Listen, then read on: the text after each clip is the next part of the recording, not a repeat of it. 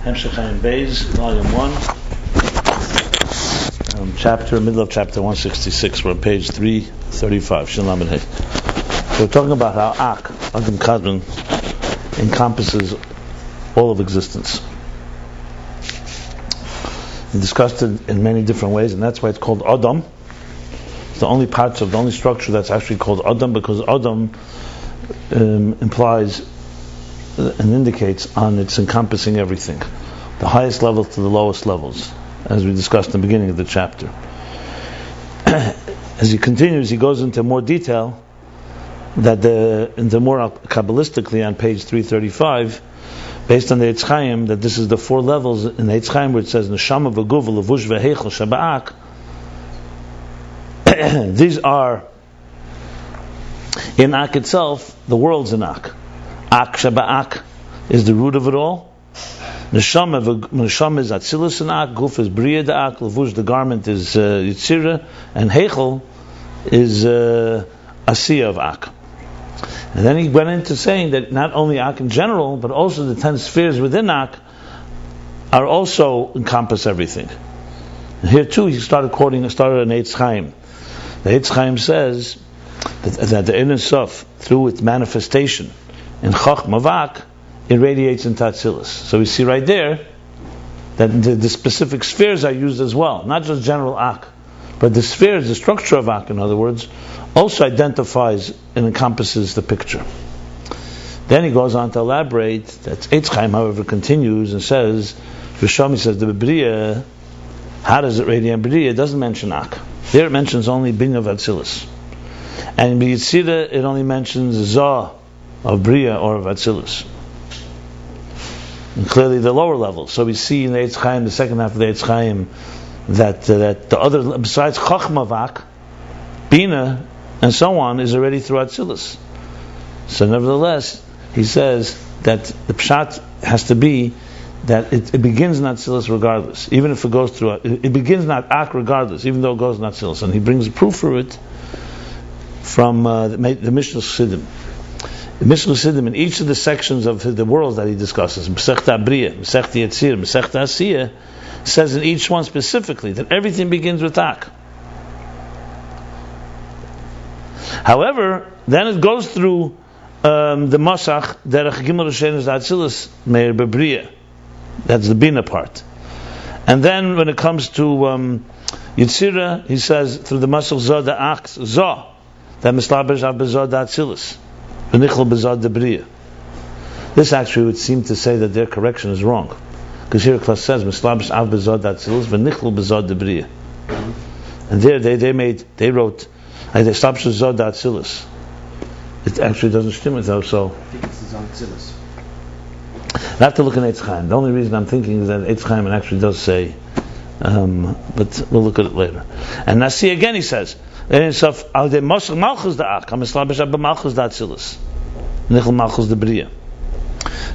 Hainu the Sheres Atzilus begins Chacham Dag v'Sheres Abrim Abina Dag. So clearly you see from the Mishnah Chassidim, the Eitz Chaim alone is not conclusive. You could touch otherwise, but with the Mishnah Chassidim, it's clear that it all begins in Ak in detail, and yes, it travels through Atzilus. You could say maybe, now that I'm thinking about it, maybe you can say that when it comes to Chachma, in other words, Atzilus itself, obviously doesn't go through Atzilus. Atzilus is directly from Ak. Okay. Then he continues, Ve'efshe, that these four levels, possibly these four levels, are the 10 spheres of Ak, and he explains that Chachma is Neshama. So in other words, just like he said before, the four levels are what? Before he said they are the four worlds in Ak. Ak Shabak, Atzilus, Bri, Yitzir, Asiya. Now he speaks in the spheres. That Ak of Chochmah, the Ak of the Neshama is Ak is Chochmah Ak. The Bina Guf is the Bina Ak. Chagas is Levush with the Ak, and Malchus is Bais Vehechel with the Ak. And Keser would be the root of it all. Right. A lot of times we see that. So 1 second. Keser would be 1 second. Ak. Now there it works differently. See, Ak Shaba'ak is Neshama. 1 second, let me be wrong. All right, there's five levels. Abya, Atzilus B'Yid Tzirasiyah. That corresponds to Chochmah, Bina, Midas, and Malchus. And then Akshaba'ak is either it's Akshaba'ak or it's Keser. Fine, the Sherish, what he says in the Nahar Shalom. Okay. The Chen Nida, then he brought that also from Eitz Chaim, that is connected to 4 letters of Hashem Havaya. So we see also, basically he's found from all other places that Ak is the root of the whole structure, even the spheres of Ak. Now, remember when we spoke earlier about the interface in Moreh Nevuah, so he was talking about Yisrael Saba and Tfuna and then Yisrael Zuta and so on. So the point was that the Ovis transform, it's like the transformation of the maturity of the Midas to the point that you have Midas Sheba Mechin. That's as far as the Ovis go.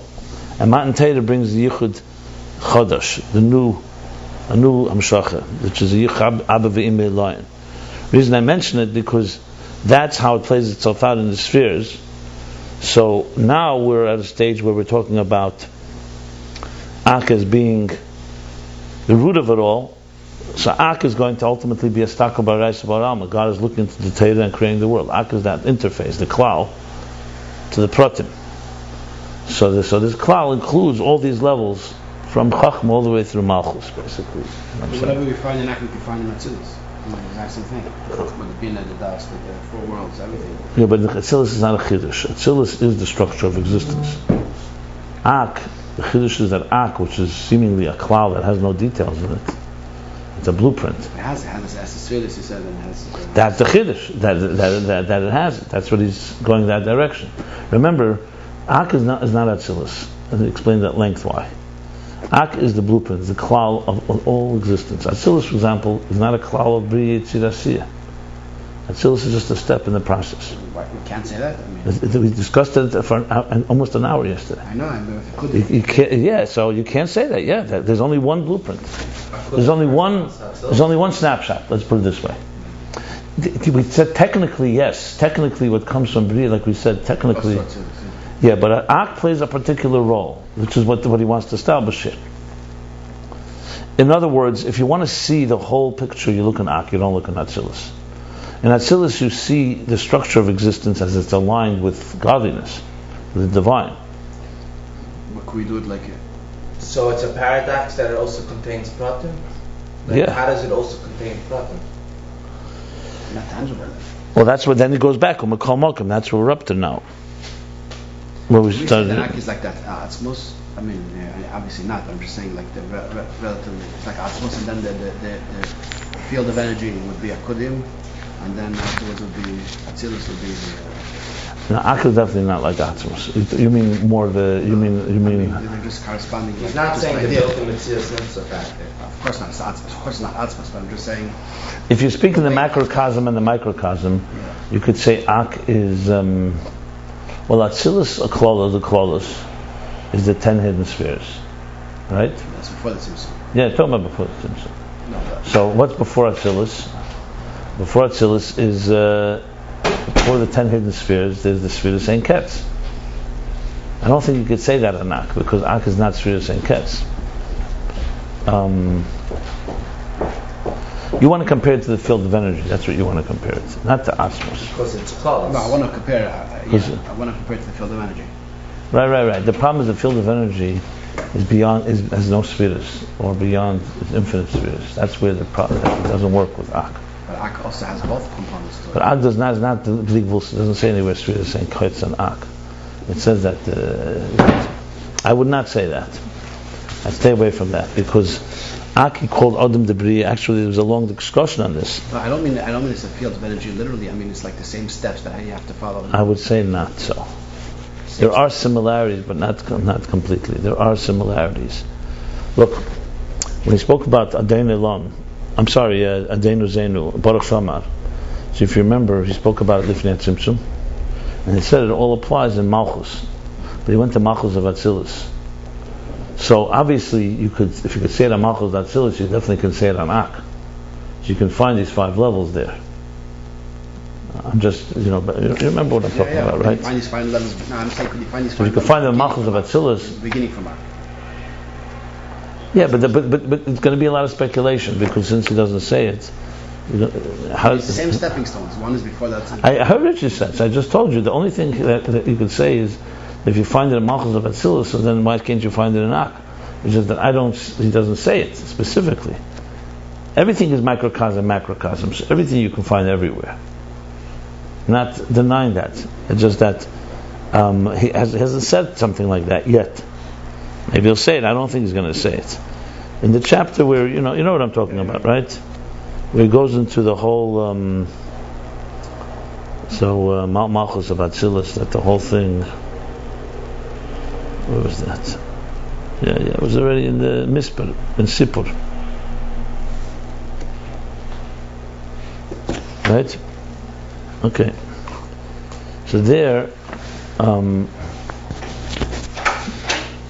generally speaking, the way it works is that when you speak microcosm, macrocosm, you can speak about Atzilus this way. There's Atzilus the Protis, there's Atik Keser of Atzilus, same thing as Atzilus the Klolis, and there's the Keser and Atik of Arich. That's usually how it's discussed. And then Ak is Bria. Generally speaking, as I mentioned several times, when you talk about the actual existence, as in creation, Ak is Adam de Bria. You're not going to find that Ak is going to be before the Tzimtzum, because its focus is being the blueprint for the structure. Atzilus, you will find Atzilus below Ak and Atzilus above Ak, because Atzilus has an element that is bringing in more revealed Elokus. Now, I've mentioned this point. So you can say, how could that be? How could Atzilus be higher than Ak and lower than Ak? It depends what you're talking about in Atzilus. When the Eris and Kalim come together in Atzilus in a structure, so on one hand it's lower than Ak in the structure part. On the other hand, it reveals the levels of energy higher than Ak. So obviously it travels through Ak. But I think here the key thing is to understand Ak's role in the whole picture is Er Kloli. That's its role. Its role is to be the overall, you can say, reference manual. Like he's going to say, he's going to be Torah ultimately. That's Ak's ultimate role. But you see, the fact that Torah can be called, first Torah is called Atzilus. And he says, really, it's called Ak. Right there you get into seeing that it has both elements. That was also said, right? But Ak is only basically in the microcosm.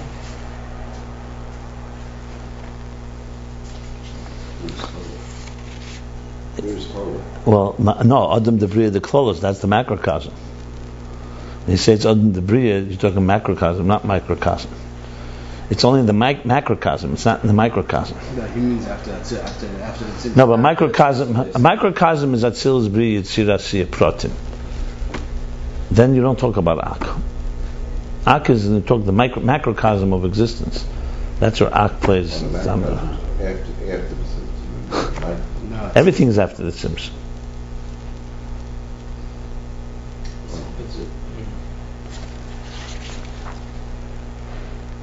No, Atzilus is not staying set.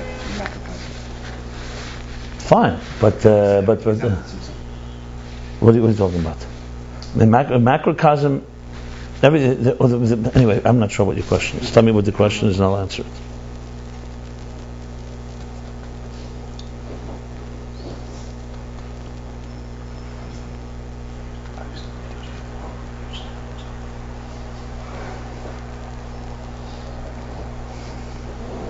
So where we were up to is,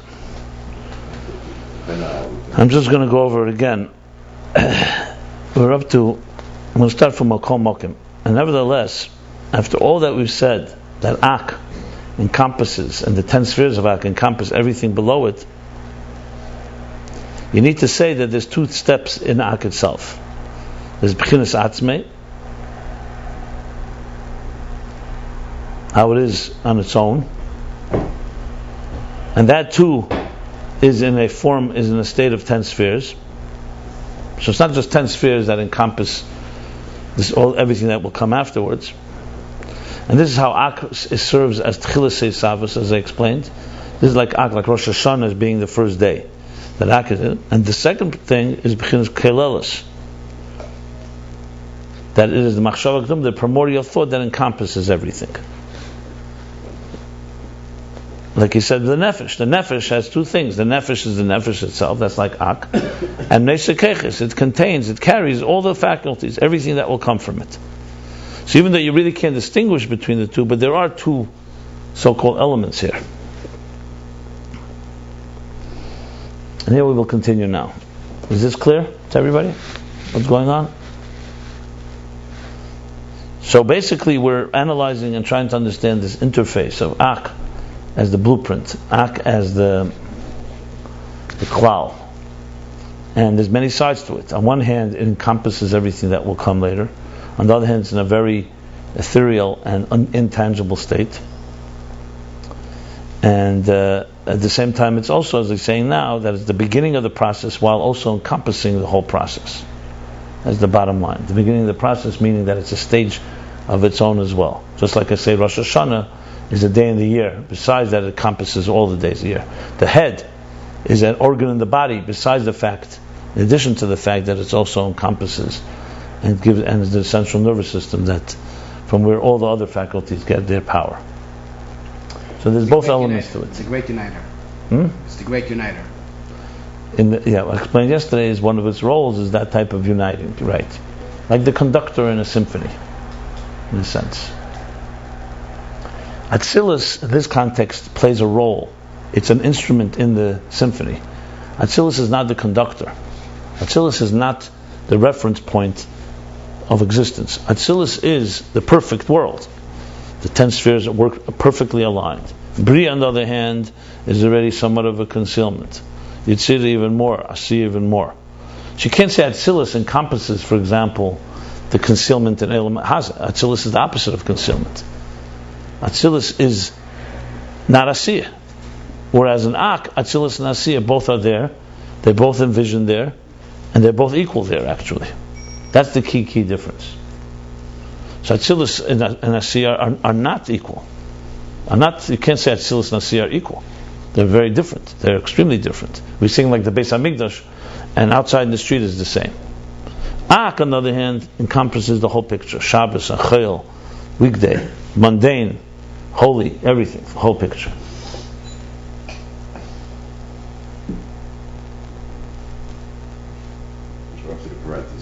Right.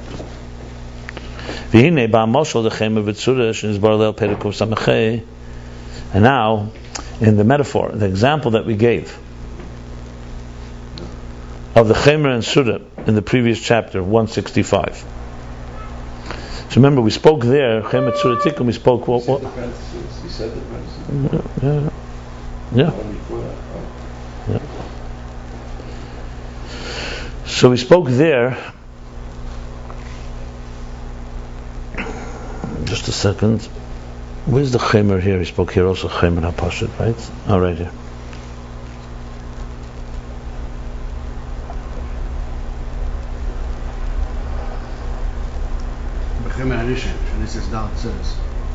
Yeah, that's what I just want to make sure I have it right.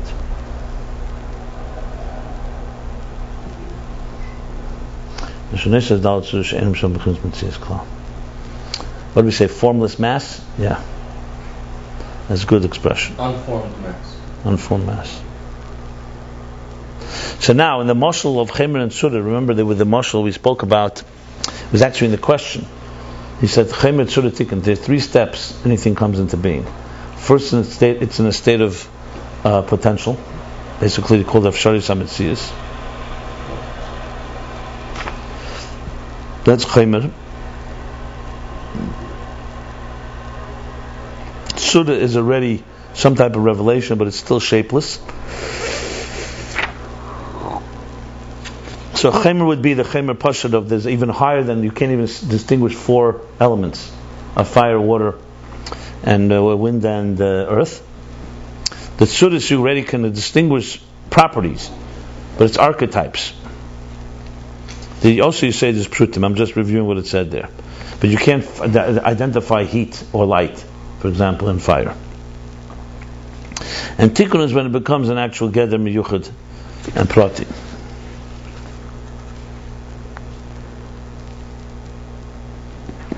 Hagdara mufshatis, he introduced the word for tzura. It's hagdara but mufshatis. It's an archetype, but it's an abstract category, an ethereal category. So now he says, in this mashal chemer tzura that we explained earlier, hariyat tzura v'izgalas hachemer, who is galas kol adalat tzuras. The second stage, tzura, and the revelation and the revealing of, the emergence of, the chemer, as he said, not the actual level, but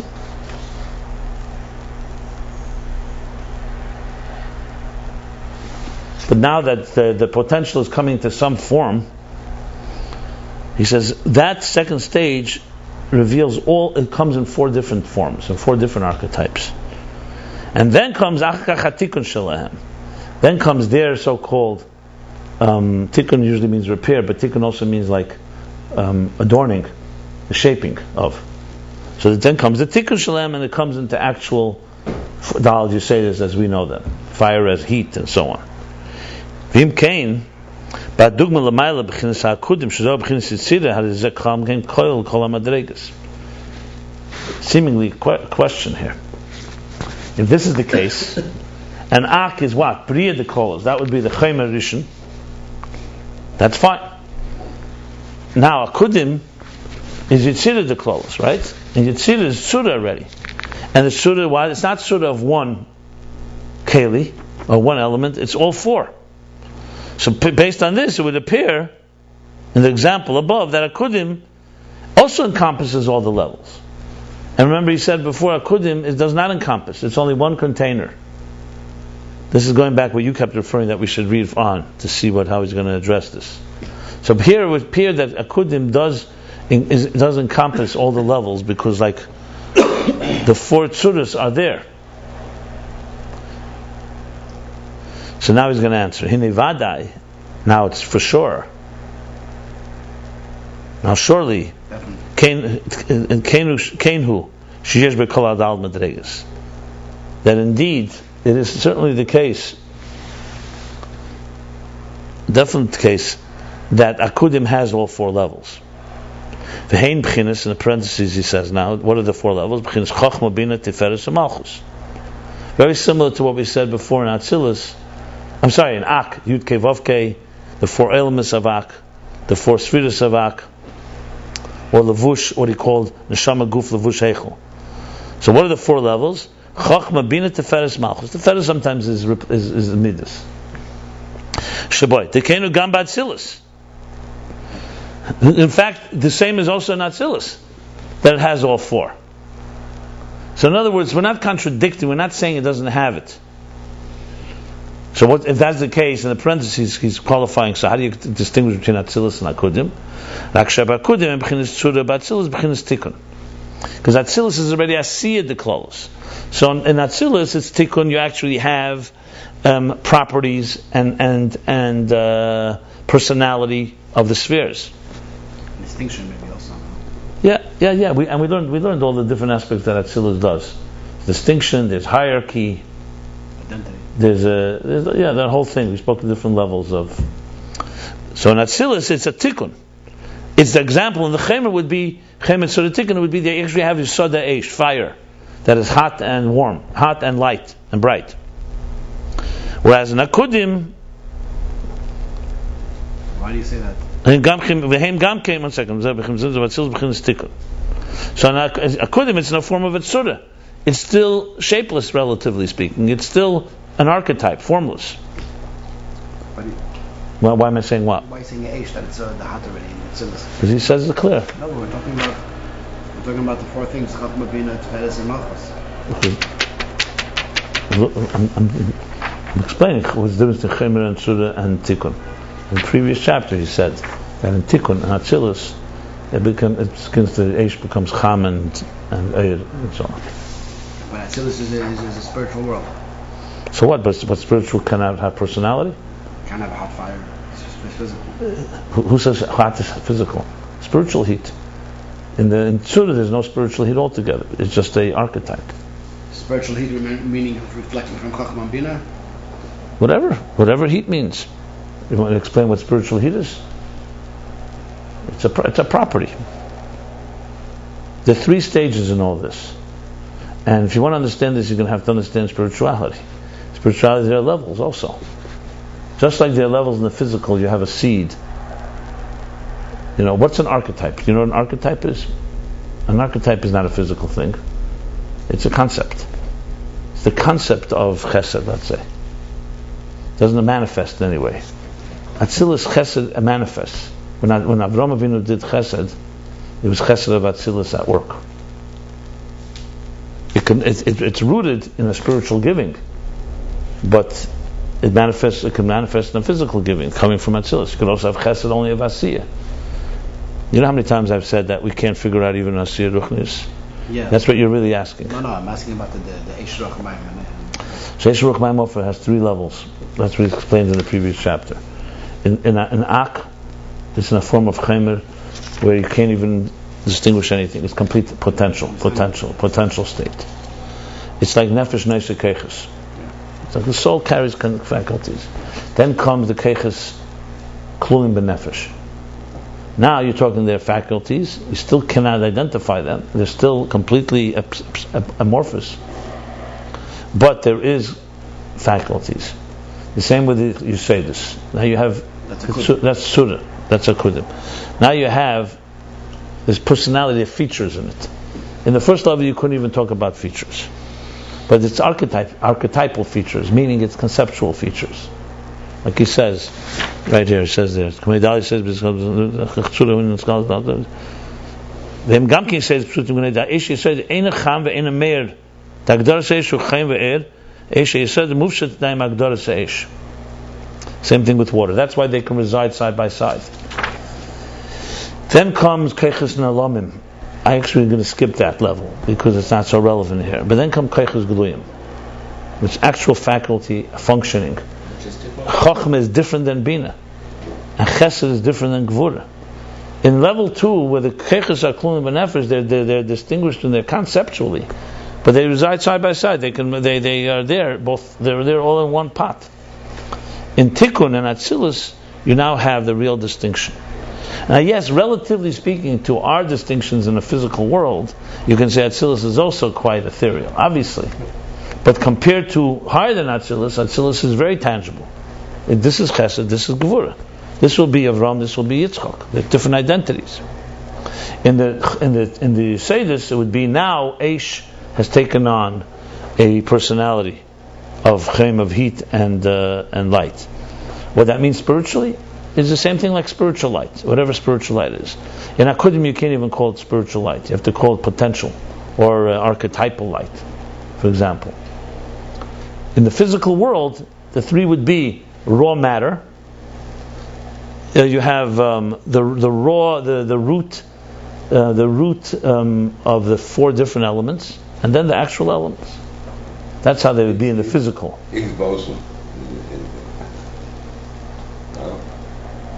Yeah. However you twist it, you need to explain whatever is in the physical world. So whatever you explain in the physical, remember, there's 3 physical levels, there are 3 spiritual levels. It's harder to understand the spiritual because everything is spiritual from our eyes. Someone say the whole thing is spiritual. What are you distinguishing between one level of spiritual and the second? But there's a difference. That's the whole point there. This is very. To really appreciate this, you have to find examples. I'm not going to underestimate the difficulty of this if you really want to understand it. If you're trying to be mathematical, it's meaningless. Because mathematical, so you just say it's a bunch of levels and that's it. But they're not. They're fundamentally different states of consciousness. They're not the same level just repeating itself. They're actual different states of consciousness.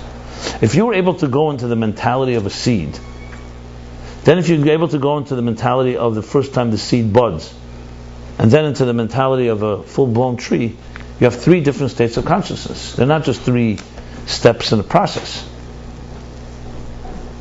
So we are just not accustomed to thinking of levels of consciousness. By us, it's either we're conscious or we're not conscious.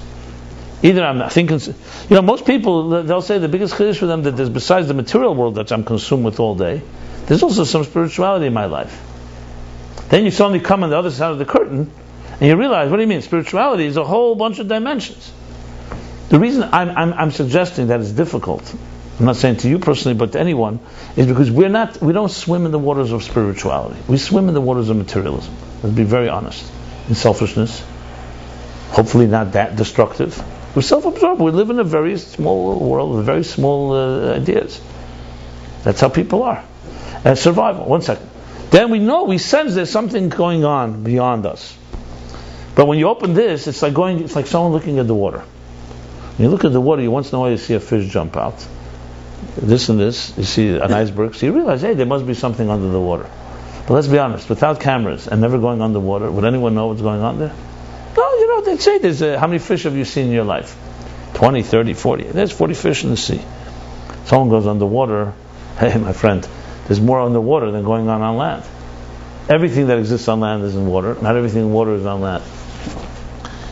There's a whole world. There's a whole hemisphere. There's 2/3 of the earth is covered by water. So suddenly you enter and you say it's a world that's complete mystery to us. And then you see there's many stages in it. That I think is the first thing, the first jump we have the first hurdle we have to get over in understanding this. Once you get there, then you begin to realize that for every level there is existence in the material, there's levels in the spiritual. So, yes, it would behoove every one of us. And until you can do this, you're really not going to get it. How do you explain the difference between Asiya, Yitzira, Bria, and Atzilus? Forget about Ak. He's already jumping in Ak. But forget about Ak. How would you explain the difference in these four states of consciousness? I would say it would be probably very difficult for most people. I would say that there's different levels of... Even right here at this table, with all the learning we did, it would not be that easy for you to define. You know why? Because you haven't integrated it yet. You haven't thought about it to the level where it really, personally, you can say, here's the difference of the Yitzira in my life, and Bria, Atzilus. But you could do it if you were pushed. If you thought about it. Once you start thinking like that, you begin to realize that everything we're talking about is in that way. See, you're looking for physical heat. Physical creatures look for physical heat. But you know how many levels are there? The fact that there's heat, an existence in this world that has the property called heat. Everything we're learning is nishtal shlomahem. That means physical heat. When you feel hot, it's a hot day. That's rooted in Eish, in Asiya Ruchnis, which is rooted in Yitzir Ruchnis, which is rooted in Bria Ruchnis, Atzilus, Akudim, all the way to Ak. Explain to me these 7 levels I just said now, with the word heat. Most of us don't think like that. As I said, the most we think about physical, spiritual. So I understand tangible archetype, but there's more than that, and that's in essence what you're really asking, what those levels are. If you understood it, you wouldn't have any issue. But there are levels. Let's start with that. Then the explanation is how we explain it. They're all mushling, that are all very concrete, based on physicality. So that's our first step. Right, exactly. For example, chesed. Let me explain. Chesed. Chesed is a very easy example to use. Because we identify with it. Chesed in its most tangible form is when you take a coin from your pocket and you give it to someone. When you invite someone to your home. Let's say an example. Guest, any type of gesture, kind gesture, is a form of chesed. So for a child's point of view, chesed simply means giving or kindness. But let's dissect it, what that really means. So chesed is a flow. It's an extension. It's hamshacha. Right now you're already talking more than just the act of giving or the pure kindness.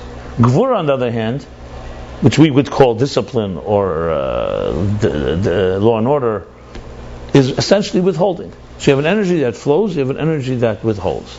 Now you're already talking conceptual. You can start tracing chesed all the way to chesed of Atzilus. Where chesed of Atzilus doesn't have a tangible form. It can manifest in a tangible form, but chesed Atzilus is essentially a type of divine form of giving. That's how the divine manifests in giving. When the Eibishter is in a mode of giving, chesed, that's chesed of Atzilus. So then you could say all of life is chesed. The fact that God gives us life every morning, that He sustains us, that He gives us life, graciously, etc., etc. Right. So that chesed, nishtal shlomahem, from that will evolve the chesed as we tangibly understand it. When we connect to godliness, We're basically connecting our tangible chesed to deeper and more spiritual forms of this chesed. At some point, chesed and gvura will simply just be the power for God to radiate or the power not to radiate. Eir and tzimtzum. That's also chesed and gvura in its deepest root. Well, it's not the deepest. The deepest root would be God's ability to do or God's ability to not do. Lahoyer shalei lahoyer. The yecholte lahoyer, yecholte shalei lahoyer. And as we climb the ladder and integrate these concepts in our lives, we begin to manifest the divine personality of these features. Now, Atzilus is a state where there's a complete structure and it's aligned with what God wants. Chesed in this world is not necessarily aligned. You can do chesed for other reasons. You can do chesed that's not even of Kedusha. You can give in ways that are not healthy, and so on. In Atzilus, giving is perfect. The perfect form of giving, but it's giving. In Ak, you don't even have we can't call it giving. Ak is a blueprint. Ak is like a blueprint, you don't have a structure. So it's a blueprint. So you're going to question is how chesed exists in Ak. That's what he's saying. It's like formless. It's a potential giving. It's like the nefesh. What would we be like if we didn't have faculties? The nefesh has the ability. Your soul, even before it comes into your body, has the ability to do anything. But it can't function in this world without a body. So Ak would be essentially like a soul without a body, if you want to put it that way. Atzilus is the body to Ak. You say a physical body? No, not a physical body. You're talking about a spiritual body. That's the way I would explain it. Well, I also thought maybe that when a person is unconsciously sleeping, I mean, when he's sleeping in an unconscious state, there are different levels. There's deep sleep, there's REM, there's lighter sleep, but it's still all unconscious. But there are different levels. Even that's a good example in the physical world for us to differentiate between different levels of unconsciousness or consciousness. If it helps, gesundheit. Yeah, the conscious and unconscious are an example for all this, for sure. The conscious would be the tangible, and the unconscious would be the untangible. Yeah, correct. That is correct. The same poolers in conscious and unconscious. You don't have the same poolers in Ak and Atzilus either. Well, And you don't have the same poolers in the Chemer HaPoshet and the Tikkun. All the same 10 things. It's unconscious, you could say the same thing. You have the unconscious faculties, unconscious mind, Koyach HaMaskil. For example, when you're asleep, you don't have the filters going on. Your mind is working from a deeper, it's reaching into a deeper unconscious state. I don't know, I'm not saying sleep is the root of what we think consciously, but unconscious is definitely the root of the conscious. Whatever you think consciously, look, if you right now, you have an idea right now in your mind that you're conscious of, this idea could be residing inside your brain for years and you haven't accessed it. Think of it like that. It's like a file in your computer that you have not accessed, you've not opened. So with that idea, let's say 2 plus 2 is 4. 2 plus 2 is 4 is in your brain somewhere, it's in your mind. But you're not accessing it. Then there's the concept where the 2 plus 2 plus 4 came from, the Koyach HaMaskil, the ability to conceive of ideas. So clearly you can see that there's stages. Now of course the ability to conceive of an idea and the actual idea is a big jump, but one cannot come without the other. And that's going from an unconscious power to a conscious expression. Is it possible that ideas came into our brain without us accessing it, and then accessing it later, years later? Well, we're taught the entire Torah in our mother's womb, so there is information in the unconscious embedded in the psyche, except it's concealed from us in any conscious way. Now, when you sing a song, for example, or you hear a truth that resonates, you could easily say that is somewhere in your soul, but it was till now not unconscious. And when someone said something, it touched you, touched the chord. That basically means it touched the chord. Touched the chord that's within you, a certain sense. In a simpler level, it could be something that happened to you when you were a child. You long forgot about it. Something happens, and it awakens that early memory that was lost. Brain never forgets. Yeah. But the body doesn't forget. I mean, there's many ways that this manifests. The point is that people who are truly on the spiritual journey are obsessed and consumed with constantly climbing these ladders and not allowing the material world to seduce them. So they're basically always looking for the deeper spirituality within everything. And it's an endless journey. It's literally an endless journey. Big chassidim, I mean. And so the states of refinement, essentially, you get more and more refined as you go. That's the Evan HaBechen. It's not just, you're actually in a more refined state. I mean, we're working on this. What can we expect? Like the big chassidim, real accomplished, even in our generation, if you're whatever. What you're a day, and you guys are above, right? What do you expect with all Well, the story of Rab Zusha. What's expected of you is not what's expected of others. I don't think it's I don't think it's any value to understand and analyze others. We have to analyze ourselves. You ask them what you're capable of. We learned in this parak that you're capable of Masha Yigiu Maisa Lamaisa Avesa Avram Yitzur Yankov Tekasha Yisnag B'Taro Precious V'Yasik B'Teir V'Tfilah K'Deboy Yochalir Madrega HaYesher Gavei. Basically, he's made a statement here that any person who behaves with impurity and abstinence and is immersed in Torah and prayer properly can reach the highest level. So you ask him what the possible. The potential is far more than you'll ever imagine of yourself. Forget about the people you're talking about. The reason we talk about Chassidim Rishonim, we talk about Chassidim that we know or as role models, not because we want to analyze them. We paint a romantic picture of that. But they become an example that is doable, because not all of them were born necessarily with the highest faculties. Some of them worked very hard. But why they? Why don't you talk about you? You don't think you're capable? Is that what you're saying? Because it sounds. We're learning here the opposite. We're learning that you and I are capable. They are examples of what's possible. I don't know that's what I'm asking. If they're examples, I have to know what they did. What would they do? Well, they learned this well, and they followed it. What do you mean? What do you? They were able to peek behind a curtain that stopped. I don't think there's any magic here. It's a commitment. You want the fullest sense of it? It's a complete commitment. They can only be a paradigm if I know what. You keep saying that, but where did they find out? How did they figure out? They were born with the knowledge. They learned what we learned. They learned exactly what we learned. I want to know where they are. So if they're a paradigm, I want to know where they are. They followed what it says here.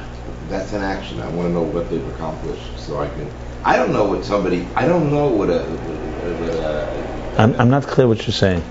When you study engineering or you study mathematics, the books tell you what the knowledge you have to gain. Hold on.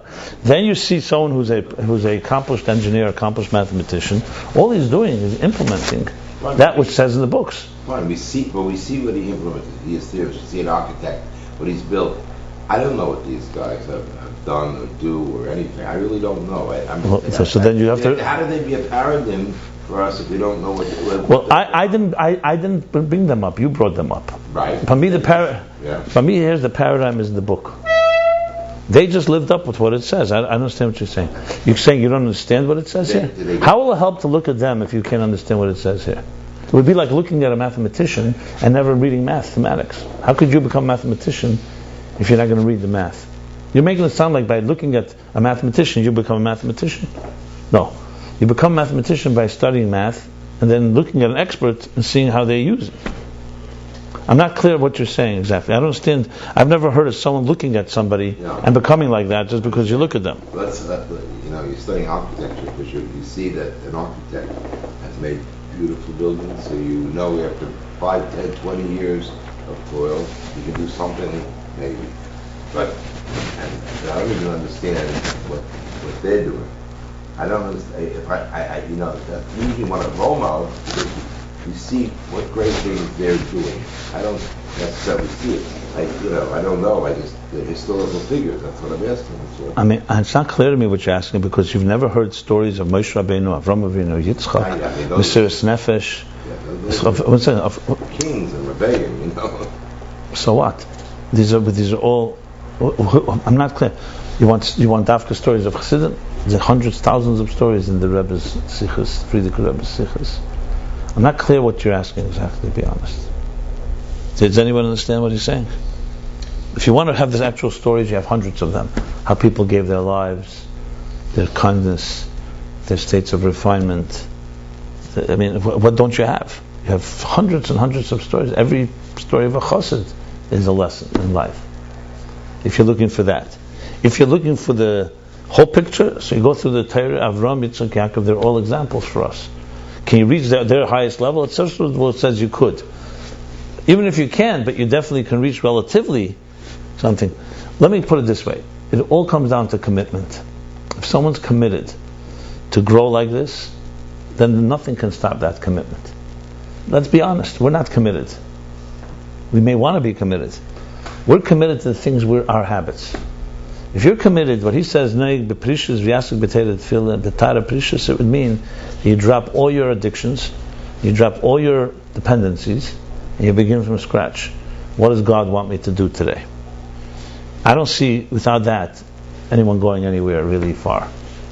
That's what it comes down to. That's what everyone, from Moshe Rabbeinu to the great. I'm not telling you what you could or can do. You can do whatever you like. But if you're talking about reaching those levels, you have to not be. If you have crutches that get in the way, they get in the way. It doesn't say anywhere that smoking a cigar is prohibited. Right. There's nothing prohibited about it. But the question is, if you turn to a cigar instead of to something that is ruchnisdik, it will replace that. So, again, I'm not telling you that's the way to begin. I wouldn't begin with cigars. I'd begin with things that are probably less appropriate than cigars. But you're asking a question which is to me like there's no magic to this. There's really no magic. It comes down to commitment and will and total dedication. The biggest, greatest people were totally dedicated, 24/7. The not greatest were dedicated at least once a day, a few hours or an hour. All of us, we begin step by step. Dedicate 5 minutes. This is essentially what Look, I asked the guy, what distinguishes a Lubavitcher Chassid from another Jew? Now, he's a learned guy and he's been around here many years. He's like one of these cynics that after Gimel Tammuz he thinks it's all over, etc. So I said to him, so what do you think is the difference? So he said, listen, we sing, some people here sing Yechi and or other songs, and they sing Bobova songs or whatever songs. We have a picture of the Rebbe on the wall. They have other pictures on the wall. That was his half cynical response. And I don't know if it was so cynical. I think he actually meant it. I don't know. There's a lot of people probably would say this. So I said to him, so in other words, and when the Rebbe was here physically, what was it then? Tell me. He didn't really have an answer, but then he said, okay, then we didn't think about it, because the Rebbe was here, so the Rebbe's presence just lifted everybody. Mincha, Ma'ariv, Davening, Yom Kippur, Rosh Hashanah, Sukkot, Simchas Torah, Farbrengens. It was Lebedik, the party was on. It was a party. And the Rebbe did what he did, and we just came around, and we hung around, and it was great. It was like you lifted on the party. You didn't have to do, there's always Avodah, and even then with demands, but in a way you could have gotten away living and just riding on these wings. It was great. Every day was excitement if you really lived in that circle. And that definitely made people more spiritual, because the Rebbe's activities were spiritual. They weren't, instead of being involved in shtusim, they were involved in things that were more spiritual. Being in Kippur, Rosh Hashanah, Simchas Torah, the Rebbe was definitely lifted everybody up. No question about it. But in a way, it also concealed and obfuscated what we are on our own without that light. That's what it did. And frankly, for people who thought about it, even before Gimel Tammuz, the challenge was then too. Except then, it was, like I said, easy to get swept away by the whole, everybody's running. So I'm also running. Now there's nowhere to run. So now, what motivates you, my friend? Where are you running? I was meeting at 10 o'clock. Okay, good, fine. You can fabricate your own thing, which is why people do it. I understand they're filling a void, but it's far more complicated. Let's put it this way. And so the answer to that is that you have to go to the core of it. What is really the Rebbe about? The Rebbe is fundamentally a 24/7 shliach of God, and he's always on call. Right? Always. There's no such thing as a moment of relaxation. I'm on my own now. Right? The Rebbe demanded and gave our generation a thing called shlichus. The truth is, the Rebbe explained shlichus is from the beginning of time. God sent every neshama down to earth shlichus. But in our time, to know actively 24/7 that you are on a mission, your soul came, people you meet, wherever you go, you're on a mission all the time, is what the Rebbe expected. When I say the Rebbe, it's Torah. That's what Torah expects. But it's through that, that's called shar. Through that, that's the gate of how we manifest it today. And this is not just shluchim that are official. Every one of us, anyone who heard the Rebbe, that's what the Rebbe said. There was no such thing as a lay person is not a shliach, and the rabbi is. No. It's just different roles. I'm not getting down to the corporate part of it. That's the mission. So, what was Moshe Rabbeinu? A shliach, Eved Hashem, Re'eh Neman. He's a constant shliach. Shlach no b'yati shlachim. He's a shliach of Hashem. I mean, it comes. I was trying to be oversimplistic. Obviously, he was in the Neshama of Atzilus and all the Hamshachs. But the bottom line is, he dedicated his whole life to God. Can we, each of us, do that in the fullest sense of the word? We could do it relatively. If you dedicate yourself to your mission, and your mission is what drives you today, tomorrow, the next day, what drives you today? What are you doing today? What's your mission statement that drives what you most of it? I'm not talking about, obviously we have to eat and sleep and do other things. Even that, let's say a soldier, even when he sleeps, he's a soldier. But what is our soldier? What is the soldier in us? What war are we fighting? Most people don't think about it. The Rebbe was around physically, he forced you to think about it. And some people just picked it up. But today it's easy not to think about it. Now, like one shliach told me, I was by a city, they'll tell you that, we've reached a plateau. But one thing is for sure, they're only there for one reason. There was a guy that I was in the city, Midwest, and he was driving in the morning, he came to pick me up from the airport. And he said, I just drove an hour to take my son to school, and I had an hour back, etc. So I get up every day 6 o'clock. So he says, you understand, for me, even when I drive to the airport, or I drive to get my son to school, it's only because I'm here, it's only because of the Rebbe. So even if I'm not conscious of it, that's the only reason I'm here. So it has to make you aware. And I thought about it, it's pretty interesting. He says, he was telling me that some people don't have that, they need to do something because they're not in a position where he says, the only reason I'm here, what am I doing in this city here? And I'm not suggesting that somebody's a better person, I'm just saying that it shows his life choice. Yeah, but that's what the Rebbe wanted. So then that's enough. And like the Rebbe said, just by running in the streets and seeing him, even if he does nothing, he may waken somebody. Rabbi Lev in a party, the kids take us to yeshiva. He said that was the most important thing he did all day. And he was a guy, he is. No, listen, I'm saying is that every one of us can find our shlichus wherever we are. And then also when we take our kid, whatever it is. But you could also not. See there, the mere fact he's in a city that he would never have been, that alone is already is a wake-up call. For those that have not done that, that doesn't mean they can't. It means, but it takes an effort. It takes an effort not to just get into your comfort zone. Anyway, my point that I'm trying to make is that there is a thing called commitment and dedication. You're talking about reaching these highest levels. It all comes down to, firstly, it's a step-by-step process. You can't be complacent, and you got to appreciate the deeper levels that he's discussing here. And by appreciating it and acting on it, it has to make you more refined, and it makes you more refined. It makes you refine everyone around you, everyone you meet, and that's the journey. That's how I see it. And when it comes down to every story you'll hear about Chassidim, every inspiring story, it all comes down to a commitment.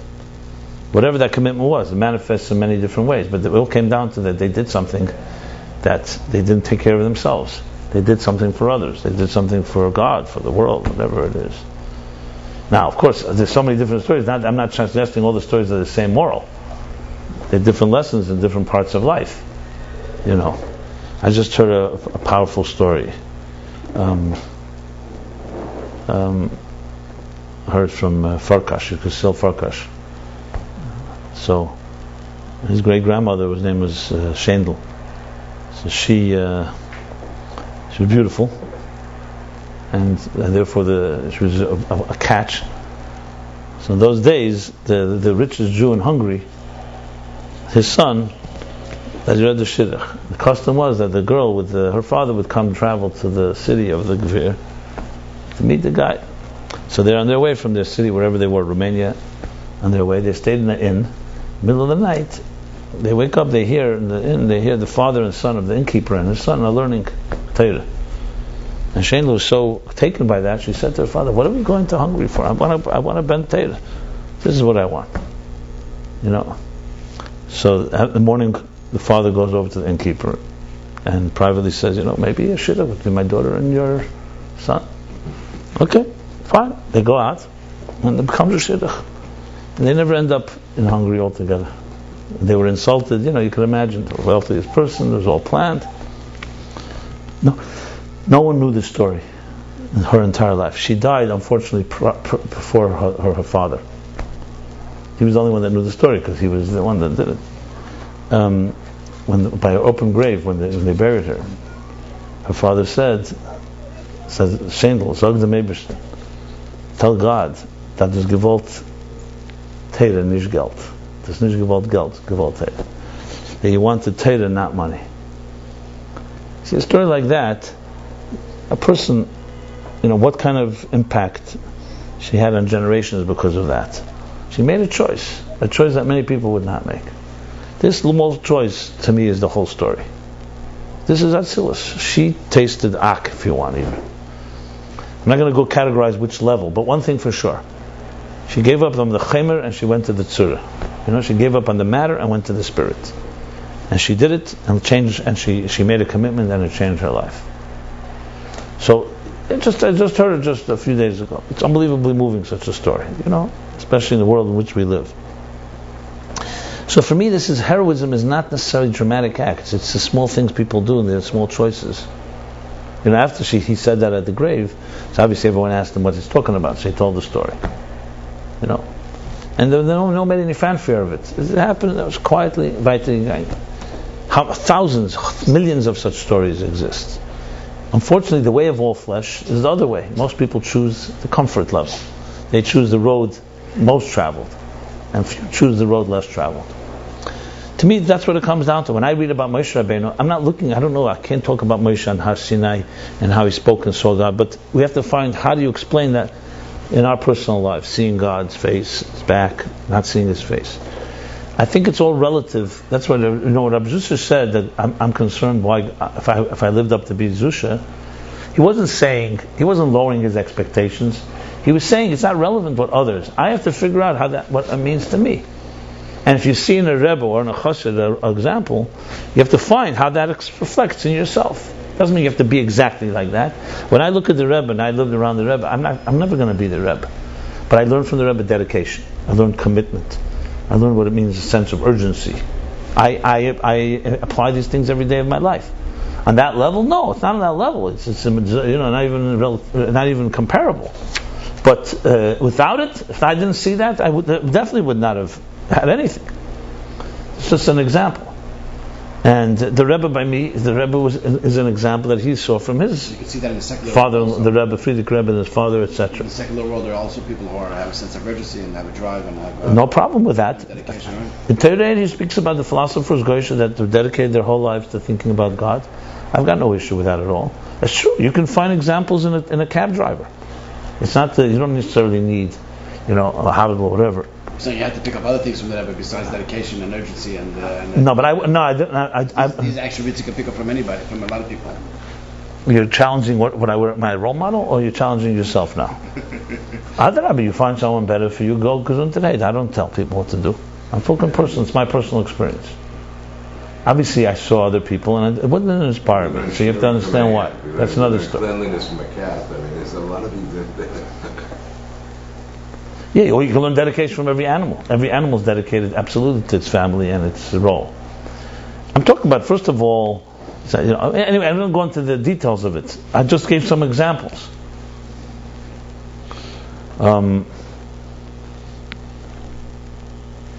Now, the extent of how dedicated someone will be, I can't really say. There's some people that just daven in 770 all day. I don't know if there are today such a people. I mean, I'm talking about somebody that takes work to do that, not someone who's avoiding work. that is their work, and they're being Moshe Nefesh to do it. Look, it's beautiful to say that. I don't know if that's a shlichus of every person. It doesn't say, Harba Asu Kirab Shimon V'lei also be Yodam.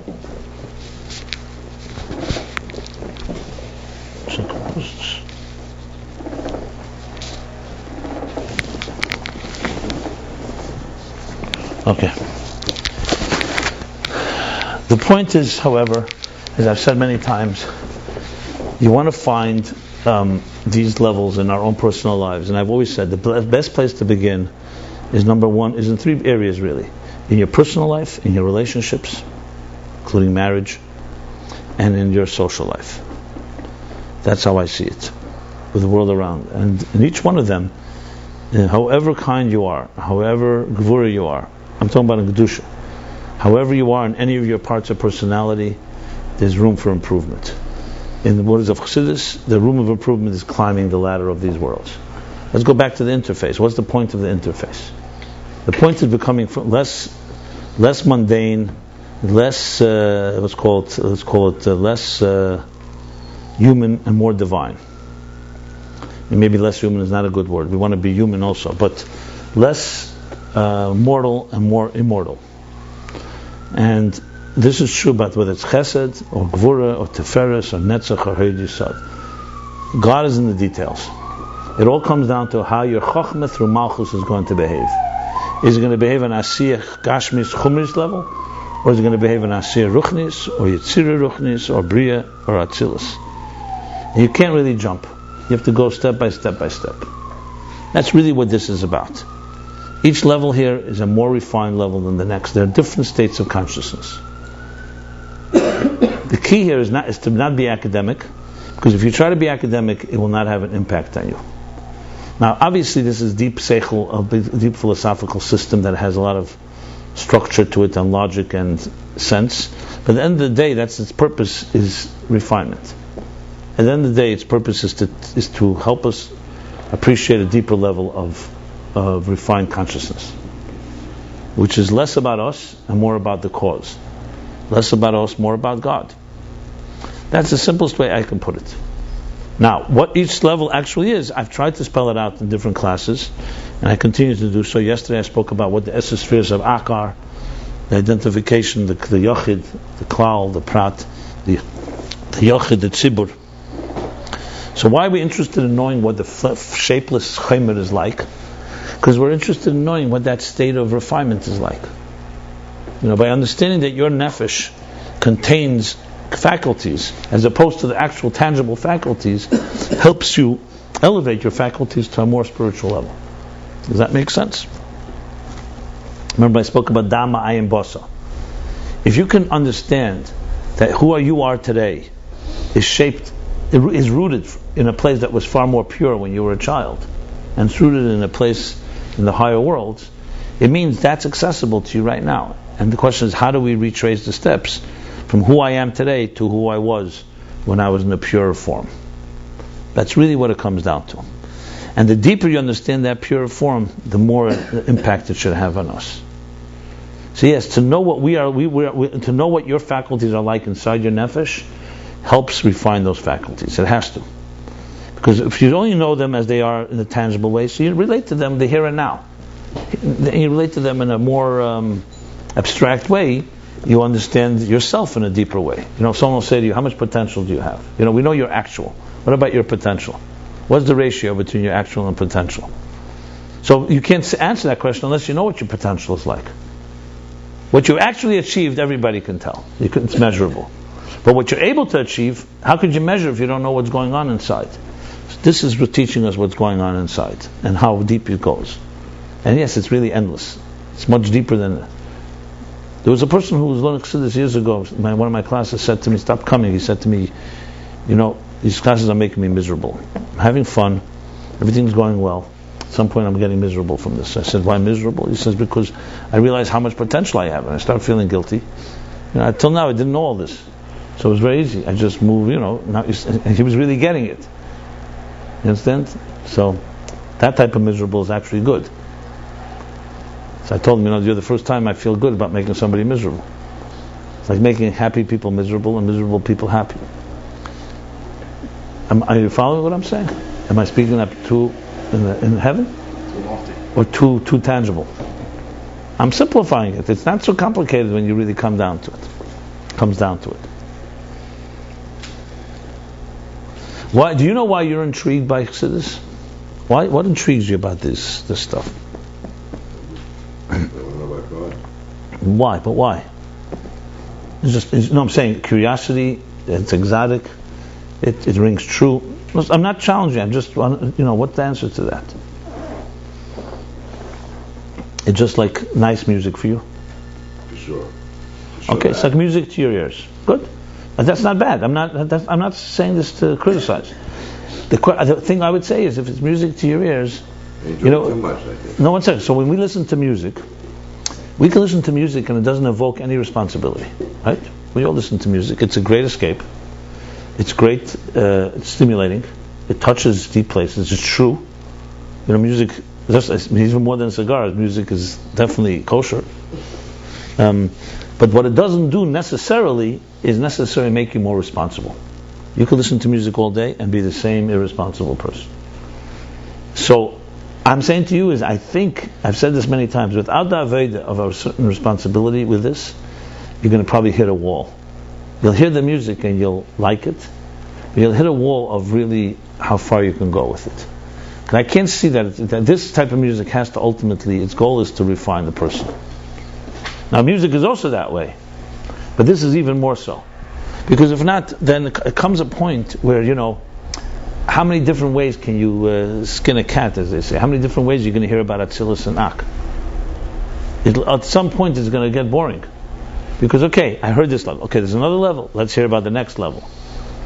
If you got it, if you really got it, you'd get bored with it. So what's keeping you is that you don't get it yet. But the truth is, what really is, the real goal is not to get it. The real goal is to do something with it. Now you ask me, what do I do with it? You're asking, but I'll say on my own. For me, primarily, the passion, besides that it resonates with me, and also like yourself, music and all that, first of all, I feel a commitment to teach it and to convey it. Number one, just to simply out of respect for the Rebbe Rashab and the Rebbeim, what they did. Sense of responsibility. But one second, but deeper than that. And second, I see in it an actual blueprint to help people's lives. I know how to translate this in really helping people's lives. That's a chush I have, whatever it is. So to me, not to do that is like a crime. So this is my mission. It's my mission. That's probably where I go further than just hearing the music. Hearing music is not a mission. I enjoy it. That part, yeah. But when it's a mission, it's a different story.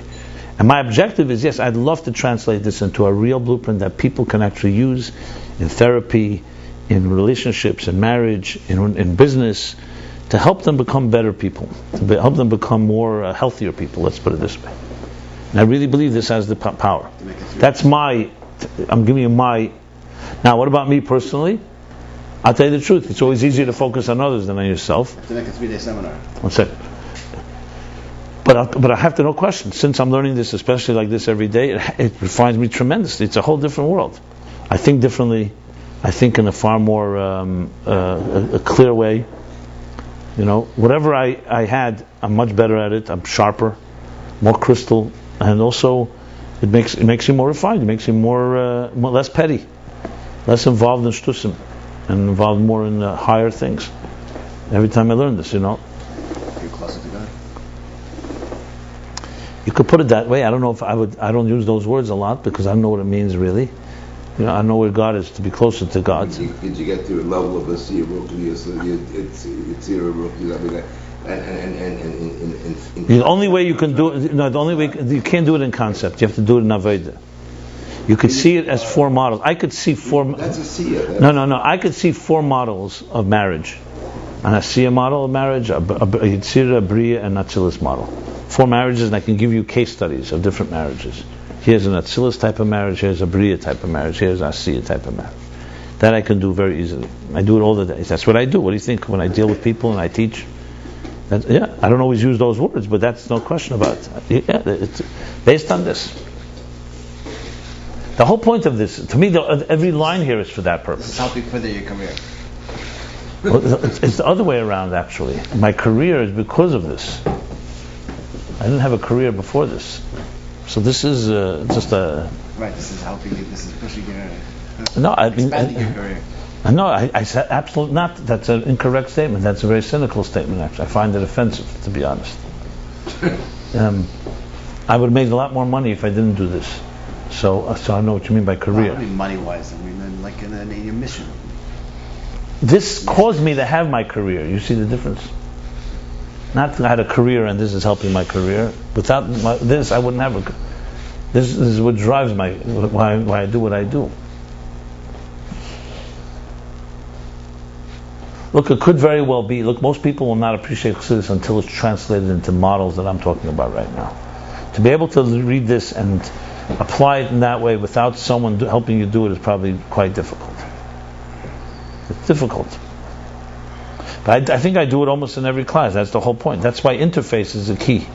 It's all about climbing that ladder. That's what attracted me to it. Okay. Apply it. Okay. So hopefully it helps. You don't get any of it this way? I see everything, all the mashalim, the types of marriage, his actions, and siyah, and giving tzedakah, and having a normal, healthy, productive life, very grounded, a siyah, nice things. But what about seeing these states? And the Neshama sees everything that we get to. But look, one second. But you have to, if I was your coach, and we were trying to run a marathon, or to play tennis, or to achieve some other goal, I would say to you like this: let me see how you run right now. And I say, okay, you can run a mile in 5 minutes, in 6 minutes, in 10 minutes. We're going to get it done. We're going to get it done in 7 minutes. We're not going to do it overnight. We're going to condition you. So we're going to do certain things: how you breathe, how you prepare, exercise, all the different things, and slowly you see the progress. The same thing is with Chassidus. There's personal avodah means here's where I am, and here's how Chassidus has impacted me to be a better everything. A better father, a better husband, a better human being, a better friend, a better Baal Tzedakah, a better human being, period. And there's ways to measure it. To me, these worlds are ways to measure it. Each of them is a direct higher state. One of the things that I was always repulsed by, even though I was always extremely intrigued by drugs and LSD and all this altered states of consciousness, I was intrigued because I was intrigued by altered state of consciousness. But I never even had a taiva to try anything. Not because of taboos or fears, because I was always bothered. I always saw it as being like this, like basically self-indulgence into the spiritual. Yes, it's not self-indulgence into money, but it's self-indulgence into like listening to music. Right. Enjoying it, and that's that. Right. And I always felt, for some reason, Same with this. Oh, okay, but this is what I want to distinguish, and I never saw it this way here. It always bothered me that I enjoyed this too much. No.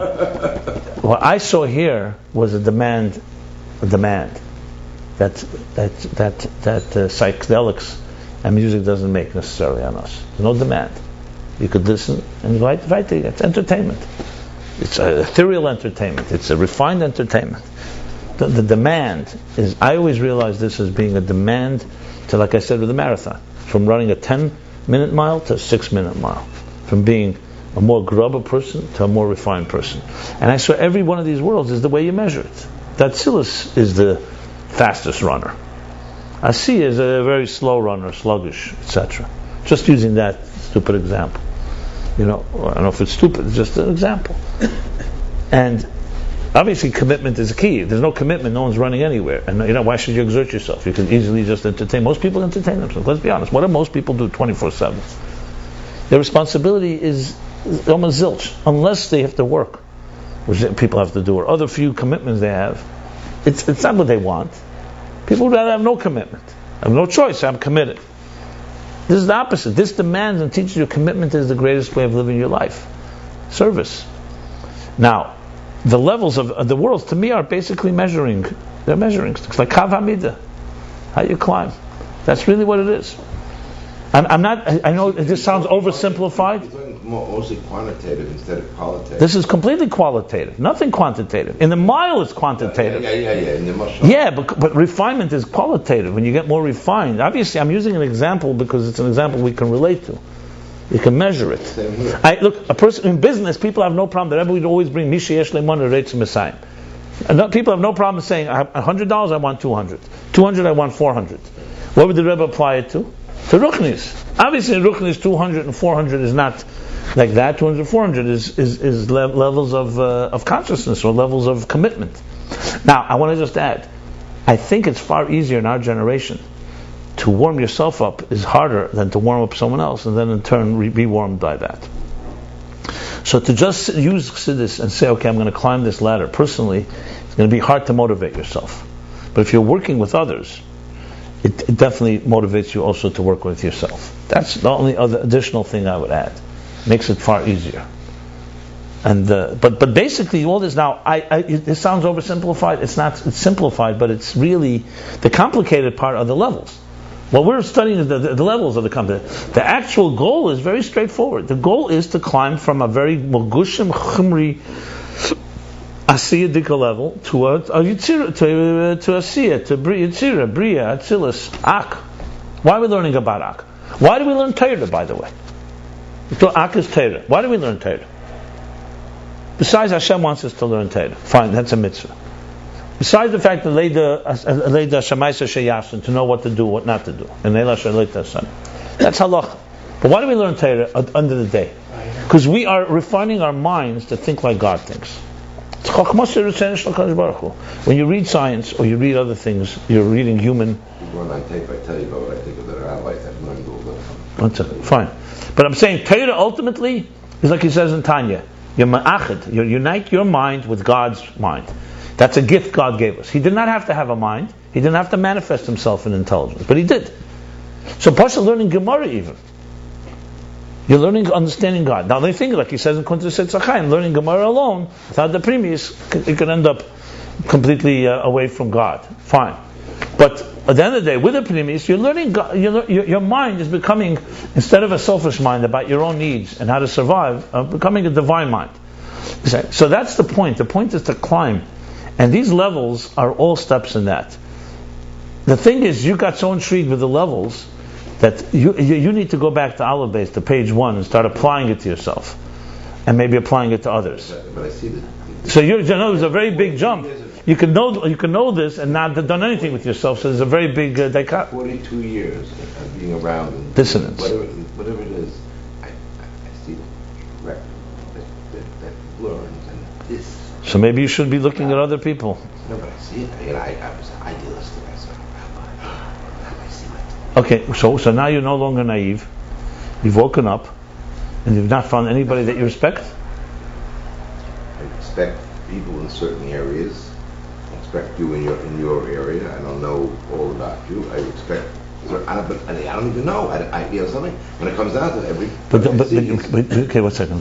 Call a dumb kose. I'm at the level. Call a dumb kose. I got it. But you're going to have to, unless you want to stay jaded like That's this. why I'm asking you. Who's there? That's why I asked you. Who's the paradigm of this? Really, I mean, I got first. I don't know if you could find one today, but you can find pieces here and there, and you have to just put together your pieces. That's all. You find the little pieces that work for you.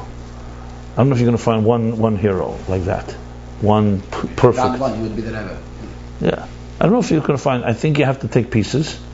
You have to focus on the positive, and you have to focus ultimately. My opinion, what for me, what works for me. I've seen what you've seen, probably more than you've seen. Sure, but it took me a while. But why doesn't it affect me? You know why? It doesn't affect my actions. No, it doesn't affect me even in my mind because I'm completely immunized to it. Because first of all, I went through a good 5 or 10 I realize that years. most of the world is this way, not just here, everywhere. And secondly, the most important mature awareness I've came to, it's about me. What difference does it make? Just like Zusha said the other way, and then expect me to be that Baal Shem Tov of this. their problem. It's not my problem. My problem is me. And I have my shlichus. And I would come to realize that I could only look at myself and see what I'm going to do about it. To be in any way bound or affected by that would undermine my own ability to succeed in what I have to do. So that's what I focus on. And you teach. For me, it's teaching and communicating and writing and so on. And you do the best you can, and you create. I was taught by the Rebbe. What you do is you're either part of the problem or part of the solution. You either are initiating and influencing, or you're being influenced. I don't see a third option. I don't see a neutral party. If you're not influencing others, you're being influenced. There's no question in my mind about that. And I refuse to be in the former category of being influenced. So I decide, I'm going to influence as much as I can. Now, you could say, okay, it's my chush, my particular. I think all of you, everybody in their way. That's what the Rebbe told us. Everybody has that power. You will be most successful when you teach and you communicate and you reach to others and be mashpia to others. That's when we're most effective. I really don't see any way around that. Focusing on yourself, even if you're an ovid, that all day worked in yourself, if you're able to, God bless you. But I just don't see many people having that discipline. Mer enish neim avaya, that's what it says, like in the Cholzu. Make achlota with someone else. Why? Even the Rebbe Rashab said that. The Friedrich Alter Rebbe said, because when you have someone else, they motivate you, you motivate them. Would I be doing this if no one came here? I would look for ways to record and to teach. But it's far different when you're sitting with a group and there's a commitment. Bottom line is, we don't need to create the wheel. We have eyes in the brick, a solid bridge. The Rebbe told us the way. I don't see any excuse. The bridge is narrow. Manhattan has a few million Jews, just a few million. I don't see any reason that anyone sitting at this table should not have a relationship with at least 30, 40 people, if not more, 100 people, on an ongoing basis. Teaching, talking, learning, whatever. It doesn't have to be, not everyone has to be the same level teacher. It's whatever it is, the way you reach to people. Everybody here, all of you have this capability. I made it my challenge. I learned I am Beis before this, nothing close to what I'm learning. Now I made it a challenge. Now I put it online. I'm explaining that I have to rise to the occasion now. I can't bulba because people are watching it. So that alone is a motivation. Then I have to write it down in the summaries. I'm trying to analyze it, apply it. I've made this my challenge. So now I got to live up to it. The only way to do it is to study it in depth. And it's not going to come out of a hat. So I have to struggle with it. I struggle with this. It's a lot of struggle I know the gist of it. I know how to play the music, so to speak. The music is to apply it. When we read this, is there a class that passes that I always ask the question, what is the relevance? It's always what the relevance is. That alone, I could tell you right now, 80% of maybe, I don't know how many percent. How many Lubavitchers don't even realize that? People told me, who says it has to be relevant, so on. A few people told me. More than a few. I almost want to, to me it's like ridiculous what they're saying. It's like someone saying, Torah is not Lashon Hira. What do you mean? The whole Torah is Lashon Hira. Suddenly Ayin Beis is not Hira. The whole Chassidus is Hira. Why would we need to know about Ak if it has no application to us? So many people say, because we need to learn about God's mystery, cosmos. The holy book. Lay the Seder Shtalshus. Yeah, there's a mitzvah to know God. Yeah. Okay, but fine. Are we learning? Or this is also learning? Fine. I mean, we've gone to, this is more the Fabringen around the learning, but I hope it helps. Does any of this help? Because I've said it so many times. I'm just wondering, am I going in circles? Is anything has penetrated? Say it for 40 years. Now you I know, because you pick it up, but has anything penetrated? Anything different today than any other day? Yeah, Manishtana. I want to clarify the issue. A lot of ways better. No, personally, I don't know if it's from this or what, but a lot of ways better. Every year is better. Okay. I can't even make, but I don't know if it's from this, and I don't want to talk about me. I think that learning Hasidus can still be very inspecific. Inspecific, and the overall impact is just too general. And I think at a certain point you may even stop growing. So 100%. I mean, but that's what we're trying to fight. Yes, exactly. So that's what I wanted to know. You talk about examining different levels of consciousness, and that sounds a little bit like you're describing a ladder that a Christian should try to use to keep that. 1,000,000%, absolutely. That's the. I'm not just trying to say that. I'm not saying that. It's exactly what I'm saying. So a person should try to find that level, each level of consciousness, or start particular. But you've been here. The first time you hear this from me? Or maybe the first time it resonates. Maybe, you know. No, it hasn't seemed possible to recently to try to approach such. Okay, no, that's fair. Well, it's definitely possible and it's definitely doable. And to me, it's exciting, actually. I mean, you want me to put it even blunter? I would like you to illustrate. That's what I'd like. Well, I think I illustrated in almost every class, if not every, almost every. No, specifically, like trying to find yourself at the level of Hasiya's consciousness. I know exactly, and I said, and specifically, have I not done it at times? More than You've times. done it a million times, and maybe that's why it's beginning to work. But I like this step-by-step process, if you know A, B, C, D. Okay, so I try to do it around the themes we talk about, because I don't want to start talking about a different chapter. We're now in this chapter. Yesterday, if you remember, I explained in Avodah in this way, the difference in say whether a spheres of Ak is koil everything, or just Ak is koil everything. What is the addition that he's adding? And if you remember, I made the connection that it also connects to our unique personalities, that we can connect to each other. Do you remember this distinction? Yeah.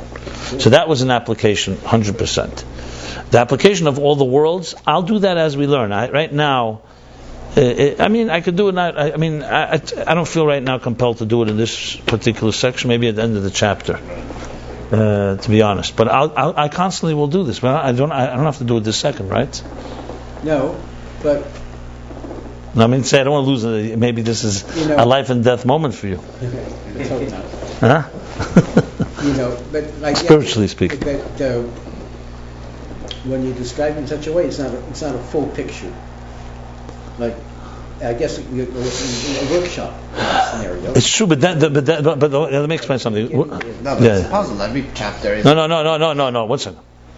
My goal with Ayin Beis was the following: was to teach it as we're doing it now, to get it up online, the videos, summaries, terms, analysis. I'm doing it, but not as fast as I'd like to. But it's building constantly. Then my goal was to do something else, to do like maybe a 6-part seminar. And I would choose myself texts, but I wouldn't learn it inside like this, like we're learning now. Then I would choose sections and say, let's discuss the topic of, let's say,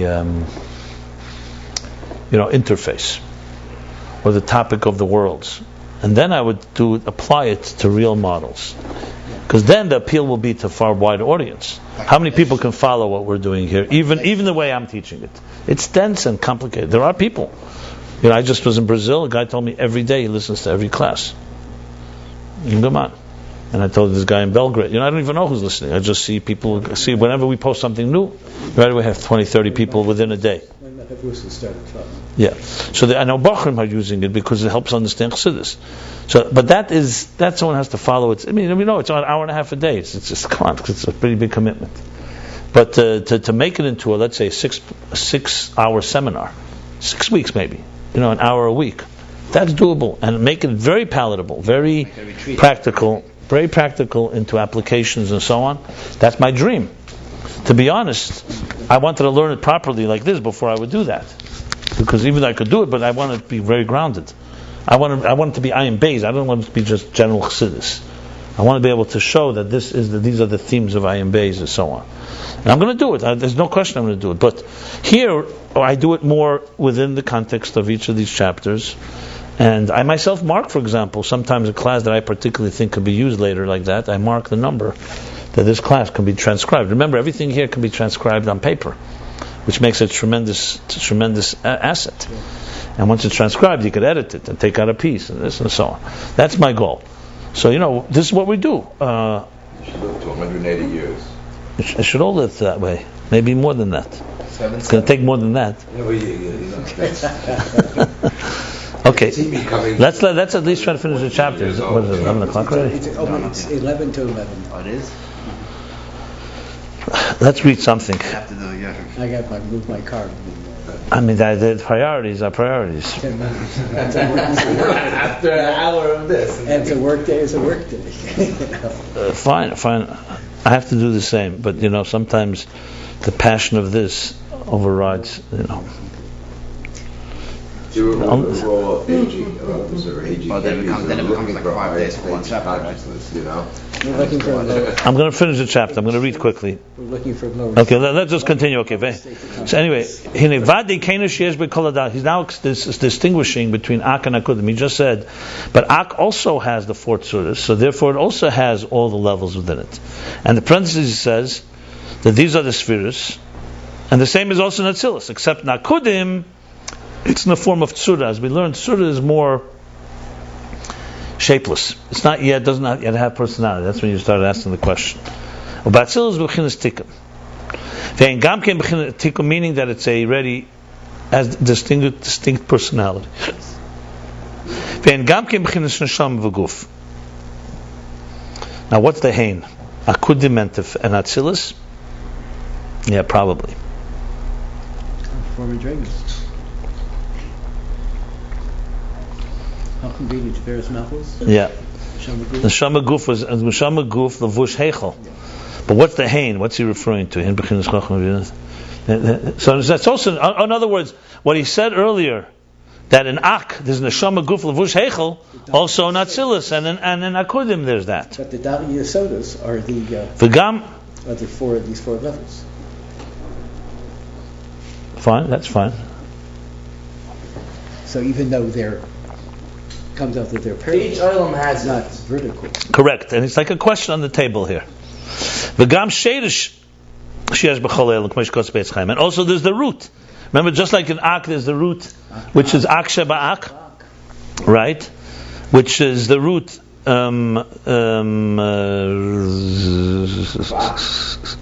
Which is like the nefesh that's neisek keiches, right? Shama l'neshama, keser. Something is in there. Vayim asher kasu Mishnah Chassidim b'Masechta Kol Se'elim is paid a Gimel Mishnah Gimel, and look at Mishnah Chassidim, that section.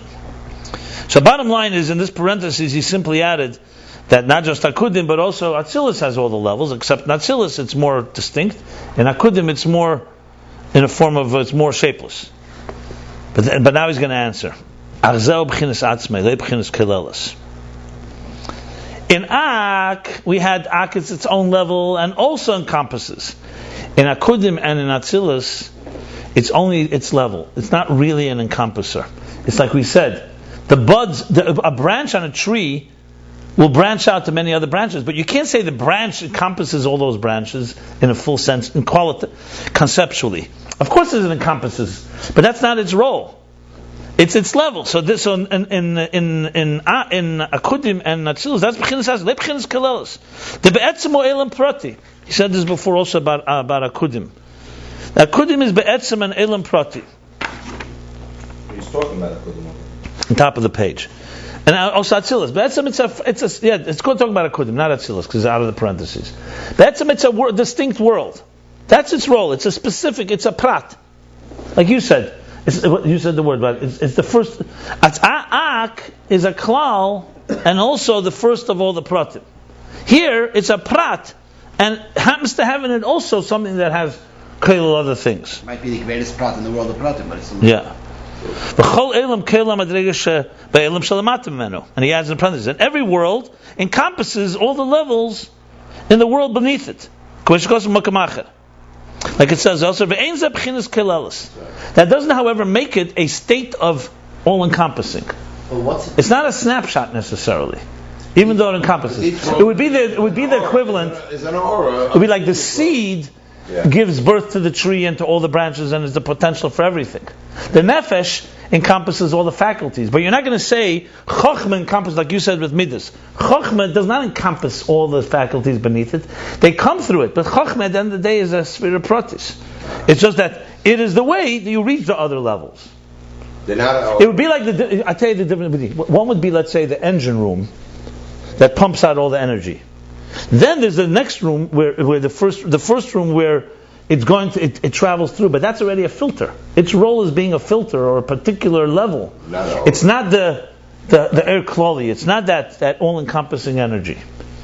Sometimes it's a filter, and sometimes it's the next level is an aura. So there's two different types of. It includes every level includes the levels below it, but that doesn't mean that's what he says here. So Midas is an aura, a Midas are encompassed in Chacham, but not that Chacham is the mocker of Midas.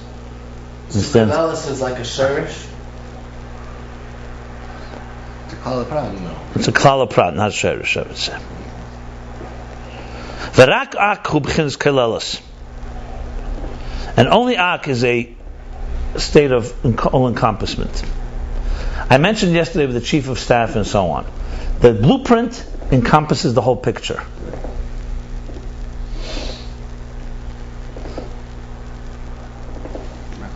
V'akudim hu zgalus prat echad. And akudim is the revelation of one detail. Like it says in Shara Kudim chapter 1,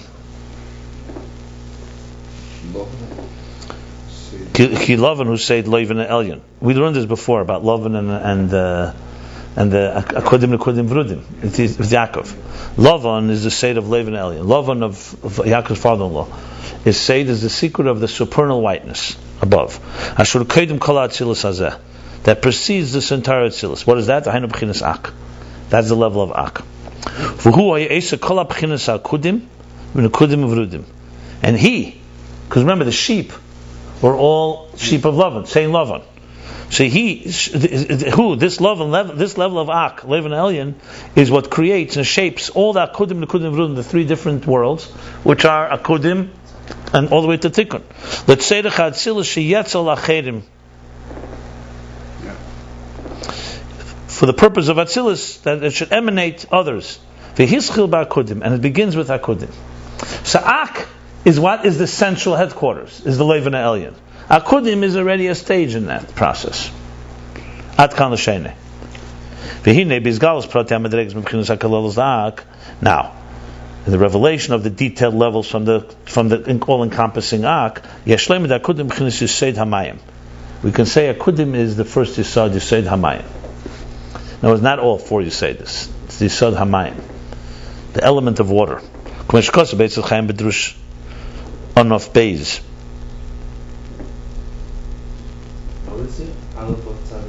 Ayin noun beis is Eitzos Chaim is Arizal. Onof beis, bedrush onof beis. I have to look up what that means. Onof beis is usually a second branch, but it's usually, I think the bedrush. No, my mistake. Bedrush akudim nekudim vrudim. No, my mistake. Because Anov Beis is usually Eitzos Chaim has Anofim. That was my confusion. It's like another sefer from it's like another Eitz Chaim, but it's a smaller one. I mentioned it last time. So what does he say? B'drush an Kudim Nekudim Vrudim. That Kudim reim is LaAvram. That Kudim hints to Avram. The Voyes Hakelim Hurachimim. V'Avram b'gematri Rachim. We learned this earlier. That the coming into being of the containers is the state of compassion. Avram is gematria rachim, compassion. That's the level of mayim. V'nekudim b'chinas eish. Nekudim is the state of like fire. The tayu b'chinas gvura, because the nekudim, which is tayu, is the level of gvura, intensity. Uvrudim haynu atzilus, and vrudim, which is atzilus b'chinas ruach, shezav ikra tikkun. Ruach is the primary tikkun. He doesn't say why. Like it says elsewhere in the Isaiah Lach Lecha 77a, that afterwards it gets glidu, gets like which is like congealed or like frozen sometimes. Glida comes from that. State of flow. Yeah, like a solid state. And it's preserved with a higher spirit. So ruach we see as a preserver. It's a tikkun. In other words, it solidifies things. It's not loose and chaotic. Yeah. Well, biyah b'chinas yisod afer. Then comes after Atzilus, biyah is the yisod afer. So he's distinct. Before he said Akudim was the Dalet Sudas. Remember? And now he's saying Akudim is only mayim. So it's only a prat. Because after Akudim comes the other ones also. So even if you were to say that Akudim has the other three, but it's still primarily a prat. Yeah. And look at Eitz Chaim Shara Kudim, end of chapter 4. But Malchus the El Makudim Yesh Yud Shroshim El Yud Sfiras the Nekudim. That the Malchus, there now he's explaining how a Kudim, even that one world encompasses the next, even though it's not a Kel. It says there what? That the Malchus of the world of a Kudim has 10 roots, And these are the 10 roots, the roots of the 10 spheres of Nekudim that come in the next level.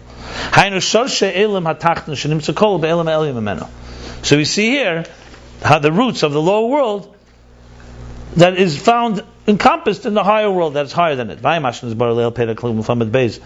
look at what we learned before, chapter 132, being Yereshim Diklei Akudim, about the Reshim, the Reshim, there we spoke about, if you remember, the Er Zarua.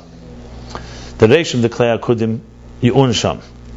There we spoke about the impression that remains, that remember he said the energy that enters, returns, leaves and comes back and leaves, and when it leaves a reshim, and that becomes the kelim of akudim.